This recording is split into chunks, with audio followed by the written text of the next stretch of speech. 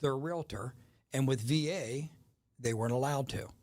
So VA has now allowed that to happen and considers it a different category. Taking that buyer agency out of the concession is a huge part of it, especially with VA, because in the beginning when this issue hit the table, everybody was concerned about the VA and the first-time buyers because traditionally they don't have or are not required to have a lot of skin in the game. And we've talked and we've agreed that my team in Fairway, will contribute money, a lender credit of $9.95 on any transaction we handle for you guys, and that will help your borrower with some of that cash that they need, and we're glad to do that. So to go towards the buyer agency fee. That's correct. Yeah.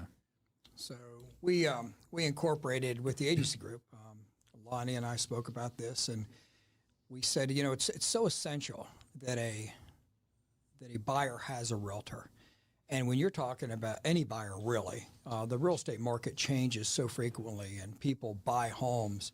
Well, they sell homes about every 12 years. So a lot of times they're either first-time home buyers or they're repeat buyers, but there's such a period of time in between. And so it's essential to have that professional in the deal, and somebody going about it on their own without a professional, and then there being one on the other side representing the seller, you're just at a huge disadvantage. There's just so much to a real estate transaction. I mean, we could talk about all the details, the complexities of it. And the reason being is because we as realtors do not want to stand between the American dream of homeownership and a buyer. It's just not putting the allegiance to them. It's the fiduciary duty is to that buyer, and we are below that. Be able to achieve the American dream.